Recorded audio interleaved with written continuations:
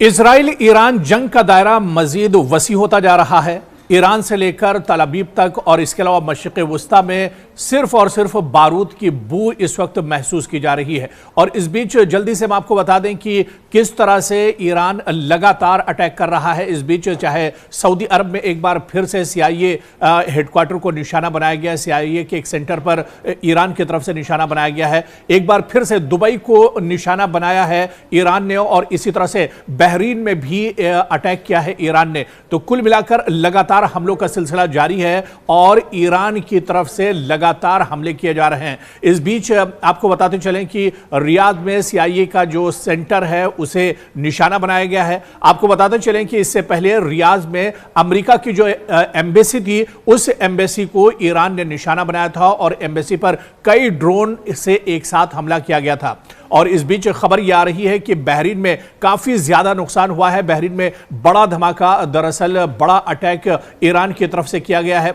और इस बीच जो सबसे बड़ी खबर आ रही है वो दरअसल कुवैत से जुड़ी हुई है। जी हां, कुवैत में भी ईरान ने ताबड़तोड़ कई हमले किए थे। और आपको याद होगा कि जब ईरान के supreme leader Ayatollah Ali Khamenei की शहादत हुई थी, उसके बाद पूरे मशरिक़ वस्ता में ईरान ने हमले किए थे। और कुवैत में जो हमला किया हुआ था वो दरअसल सबसे ज्यादा खतरनाक हमला था जो ईरान की तरफ से किया गया था। इस बीच कुवैत के हमले से जुड़ी हुई बहुत बड़ी खबर आ रही है। आपको बता दें कि अमेरिका ने कुवैत में मारे गए अपने छठे फौजी की सिक्योरिटी के जो जवान है उसकी पहचान बता दी है। यहां पर ईरान ने अमेरिका के सिक्योरिटी फोर्सेस को निशाना बनाया था, जिसमें 6 सिक्योरिटी फोर्सेस के जवान कुवैत में मारे गए थे। और अब पहले 5 अमेरिकी जवान जो मारे गए थे, जिन्हें ईरान ने अपना निशाना बनाया था, 5 जवानों की पहचान हुई थी। और अब जाकर छठा जो फौजी है अमेरिका का, उसकी भी पहचान हो गई है जो इस हमले में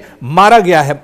और इस बीच एक बड़ी खबर अमेरिका से भी आ रही है इसी जंग से जुड़ी हुई, क्योंकि अमेरिकी सीनेट में इस जंग से जुड़ी ट्रंप की जो ताकत है, जो पावर है, उसे कम करने के लिए एक बिल बाकायदा सीनेट में लाया गया था।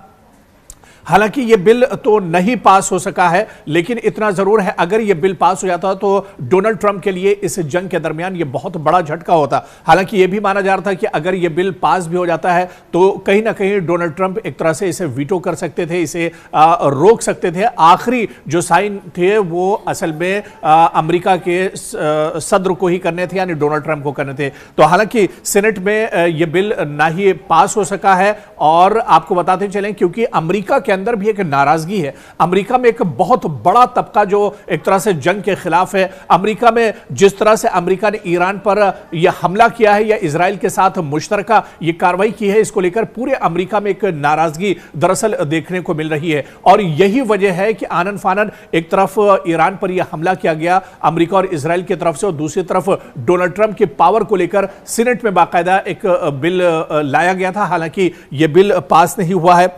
और इस बीच आप देखिए कि लगातार जंग का दायरा जो है वो बढ़ता जा रहा है।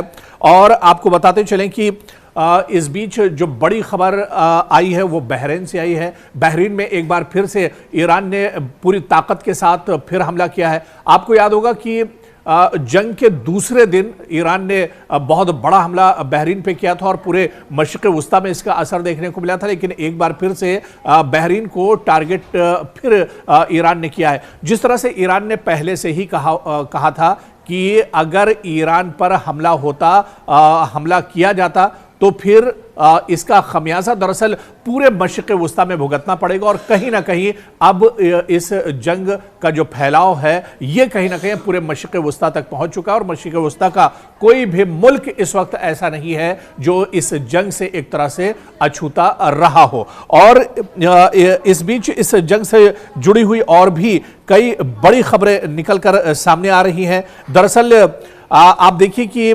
इजराइल ने ईरान और लबनान पर हमले किए हैं, लेकिन इसके जवाब में ईरान ने भी पलटवार किया है, लबनान ने भी पलटवार किया है। बड़ी खबर यही आ रही है कि एक तरफ जहां ईरान लगातार इजराइल को निशाना बना रहा है, और इस बीच आपको बता दें कि कुछ देर पहले की ही खबर है, कुछ घंटे पहले की खबर है, तल अवीव पर ईरान ने एक बार फिर से हमला किया है। और तल अवीव में हमारे नुमाइंदे जिस तरह से मौजूद हैं, नेटवर्क 18 के नुमाइंदे हैं, उन्होंने बाकायदा अपनी रिपोर्ट भेजी और उन्होंने अपनी इस रिपोर्ट में बताया कि तल अवीव में चारों तरफ वार्निंग के जो सायरन है वो बज रहे हैं। लोग दरअसल डर और खौफ में एक तरह से मुब्तला है। लोग जेर जमीन और इसके अलावा टनल में पनाह लिए हुए हैं।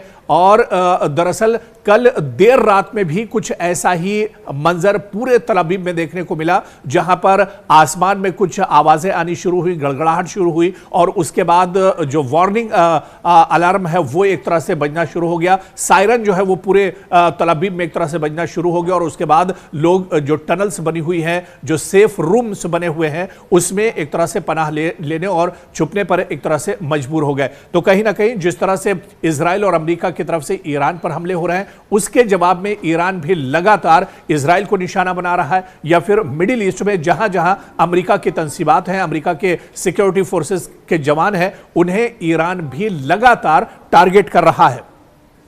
पिछले दिनों आपको याद होगा कि इजराइल ने लबनान पर बड़ा हमला किया था। नॉर्थ जो लबनान है वहां पर हमले किए गए थे, और इस बीच आपको बता दें कि लबनान ने भी एक बार पलटवार किया है और लबनान ने भी इजराइल के कई हिस्सों पर अपने रॉकेट दागे हैं। आप देखिए कि इजराइल दरअसल कई तरफ से घिरता हुआ नजर आ रहा है, क्योंकि एक तरफ ईरान लगातार इजराइल को निशाना बना रहा है, लबनान में हिजबुल्लाह लगातार इजराइल को निशाना बना रहे हैं, हुसी जो लड़ाके और मुजाहिदीन है वो लगातार कहीं ना कहीं इजराइल को निशाना बना रहे हैं। तो कुल मिलाकर इजराइल बुरी तरह से फंसता हुआ नजर आ रहा है।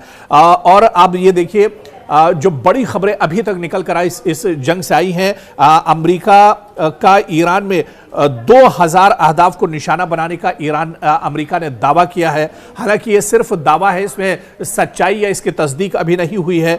इसी तरह से आप देखिए कि तुर्की की तरफ जाने वाला ईरानी जो मिसाइल है वो नाटो ने एक तरह से मार गिराया है। इसी तरह से ट्रंप की धमकी के जवाब में स्पेन के मफादात का दिफा यूरोपीय यूनियन ने कहा है कि हम इसका दिफा करेंगे। और जो एक बहुत बड़ी खबर इस वक्त निकल कर आई है वो ये है कि ईरान ने इस वक्त बड़ा ऐलान किया है। ईरान ने कहा है कि अभी जदीद तरीन हथियार हमने इस्तेमाल नहीं किए हैं, लंबी जंग के लिए हम तैयार हैं। जी हां, ईरान ने इससे पहले भी ऐलान किया था और एक बार फिर जब ईरान जंग की हालत में है, लगातार इजराइल और अमेरिका के हमले ईरान के अलग अलग हिस्सों पर हो रहे हैं, काफी जानी और माली नुकसान ईरान के अंदर भी हो रहा है। लेकिन इस बीच ईरान का बड़ा बयान आया है कि अभी हमने अपने जो लेटेस्ट हथियार हैं, जो जदीद टेक्नोलॉजी के हथियार हैं, हाइपरसोनिक मिसाइल है, अभी तो हमने इसका इस्तेमाल ही नहीं किया है। और ईरान का जो बड़ा दावा है कि हम तवील और लंबी जंग के लिए तैयार हैं, यानी अगर यह जंग 2-4 महीने खिंचती है, साल 2 साल खिंचती है, तो ईरान का कहना है कि वो इसके लिए तैयार है। तो कहीं ना कहीं यह बहुत बड़ा बयान है जो ईरान की तरफ से एक तरह से आया है। और इसी तरह से कनाडा की तरफ से बहुत बड़ा बयान इस जंग को लेकर आया है। कनाडा के वजीर आजम ने कहा है कि ईरान जंग टूटते हुए आलमी निजाम की इंतहाई एक तरह से मिसाल है। उन्होंने कहा कि एक तरफ निहत्था ईरान है, ईरान एक तरह से बेकसूर है, ईरान की दरअसल इस जंग में कोई गलती नहीं है। दरअसल इजराइल और अमेरिका ने यह जंग अपनी तरफ से शुरू की है और एक तरह से ईरान को इस जंग में धकेला गया है, या फिर यह कहा जाए कि अमेरिका और इजराइल के जो अवाम है उन्हें जबरदस्ती उनके ऊपर खतरा एक तरह से बेंयामिन नेतन्याहू और डोनाल्ड ट्रंप ने एक तरह से लाद दिया है। तो ऐसे में कनाडा की तरफ से बहुत बड़ा बयान आया है। कनाडा के वज़ीर आज़म का यह बहुत पॉजिटिव एक तरह से बयान है, जिसमें उन्होंने इजराइल और अमेरिका की सरजनिश की है और इस कदम को, जिस तरह से जंग शुरू की है इजराइल और अमेरिका ने, इस पर एक तरह से काफी ज्यादा उन्होंने तनकीद की है इस जंग को लेकर।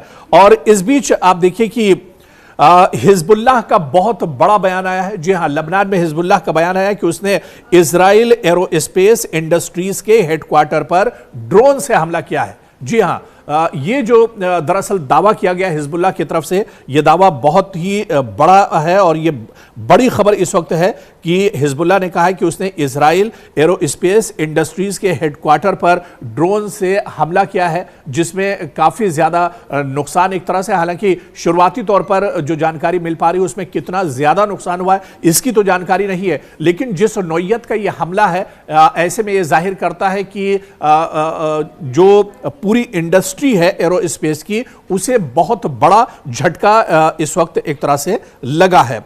और इसी तरह से एक और बड़ी खबर आ रही है जो अमेरिका और दरअसल पाकिस्तान से भी जुड़ी हुई है, क्योंकि अमेरिका ने कराची और लाहौर के जो एम्बेसी हैं, कौंसिल खाने हैं, वहां पर गैर जरूरी अमले को पाकिस्तान छोड़ने का हुक्म दे दिया है। दरअसल ये अमेरिका का डर है, जिस तरह से आप देखिए, चाहे रियाद की बात करें, चाहे कुवैत की बात करें, इसी तरह से दुबई की बात करें, यहां पर या फिर पूरे मिडिल ईस्ट में जहां जहां अमेरिका की एम्बेसी है वहां पर ईरान दरअसल निशाना बना रहा है अमेरिका की इन एम्बेसी को। और इस वक्त आप देखिए जो बड़ा बयान आया है, एक बड़ा ऑर्डर अमेरिका की तरफ से जारी किया गया है। अमेरिका ने पाकिस्तान में जहां जहां उसके कौंसिल खाने हैं, जहां जहां अमेरिका की एम्बेसी है, वहां पर जो गैर जरूरी अमला है, जो ज्यादा अमला है, उसे फौरन पाकिस्तान छोड़ने का हुक्म दिया गया है। आपको याद होगा कि जब यह जंग शुरू हुई थी और ईरान के supreme leader Ayatollah Ali Khamenei को शहीद किया गया था, उसके बाद पाकिस्तान में भी एक तरह से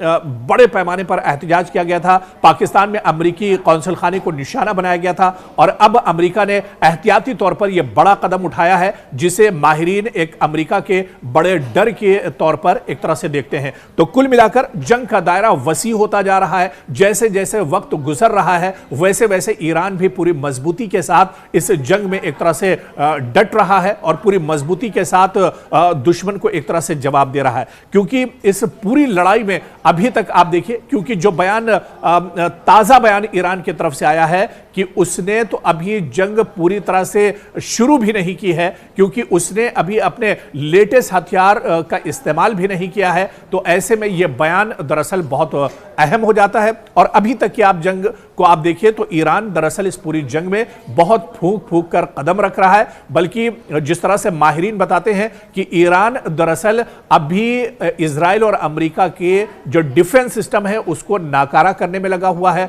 और अमेरिका और इजराइल का जो इंटरसेप्टर है उसे दरअसल नाकारा करने में ईरान एक तरह से कामयाब भी रहा है। और शुरुआती तौर पर जो पुराना असलहा और गोला बारूद है, ईरान दरअसल उसका इस्तेमाल कर रहा है। यह दरअसल ईरान की बहुत बड़ी चालाकी है। ईरान दरअसल बहुत फूंक फूंक कर इस पूरी जंग में, इस पूरी कशीदगी में दरअसल एक तरह से कदम रख रहा है। तो कुल मिलाकर जंग का दायरा जहां पर बढ़ता जा रहा है, वहीं पर सबसे ज्यादा जो टेंशन इस बीच है वो मशरिक़ वस्ता और मिडिल ईस्ट के जितने ममालिक हैं वहां पर कशीदगी अब एक तरह से बढ़ती जा रही है। लोग यहां पर एक तरह से परेशान हैं और इस बीच कई ममालिक के अवाम दरअसल इस पूरे खित्ते में फंस कर रह गए हैं। मशरिक़ वस्ता के जो ममालिक हैं, चाहे बहरीन की बात करें, अबू धाबी की बात करें, यूएई की बात करें, दुबई की बात करें, फिर इसी तरह से ओमान की बात करें और सऊदी अरब की बात करें, ये वो ममालिक हैं जो एक तरह से मशरिक़ वस्ता में आते हैं और यहाँ पर कई ममालिक के अवाम एक तरह से फंस कर रह गए हैं, जिनमें बड़ी तादाद हिंदुस्तानियों की है, बड़ी तादाद पाकिस्तानियों की है। इसके अलावा श्रीलंका, बांग्लादेश और एशिया के कई ममालिक के अवाम यहाँ पर बड़ी तादाद में फंसे हुए हैं। और जो सबसे बड़ा टेंशन मिडिल ईस्ट में है वो दरअसल अमेरिका के लिए है, क्योंकि अमेरिका के, जिस तरह से हमने पहले भी बताया कि अमेरिका के कई एयरबेस मिडिल ईस्ट में है और इन तमाम एयरबेस को अभी तक ईरान लगातार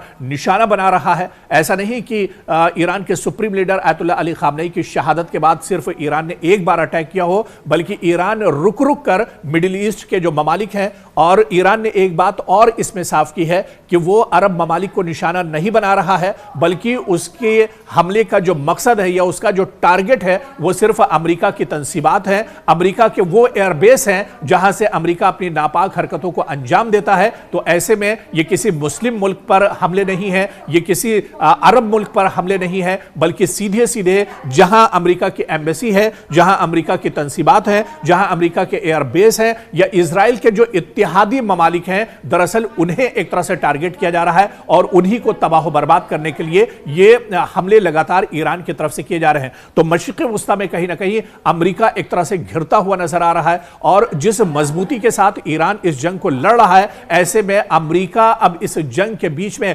हथियार डालता हुआ नजर आ रहा है, क्योंकि डोनाल्ड ट्रंप दरअसल इस जंग में कई तरफ से घिर चुके हैं। पहले भी अमेरिका की आवाम नहीं चाह रही थी कि ईरान के साथ इस तरह की कोई जंग होनी चाहिए, क्योंकि बहुत नाजुक मोड़ पर एक तरह से अमेरिका इस वक्त खड़ा है। लेकिन अपनी हठधर्मी के चलते डोनाल्ड ट्रंप ने दरअसल यह जंग शुरू की है इजराइल के साथ मिलकर, और ऐसे ही हालात कुछ इजराइल के अंदर है, बल्कि इजराइल के अंदर से तो लोगों का रिएक्शन यह है कि वज़ीर आज़म बिन्यामिन नेतन्याहू के खिलाफ लोगों में बहुत ज्यादा नाराजगी है कि अभी एक जंग से छुटकारा भी नहीं मिला था कि इजराइल दूसरी जंग में एक तरह से कूद गया है। तो इजराइल और अमेरिका के सामने इस जंग को लेकर बहुत से चैलेंजेस हैं, खासतौर से बिन्यामिन नेतन्याहू और डोनाल्ड ट्रंप अब परेशानी में एक तरह से घिरते जा रहे हैं। और जिस तरह से ईरान का बयान आया है कि अभी तो उसने अपनी पूरी ताकत नहीं दिखाई है, अभी उसने अपने लेटेस्ट हथियार इस्तेमाल नहीं किए हैं, इसका मतलब यह है कि ईरान लंबी लड़ाई के लिए एक तरह से तैयार है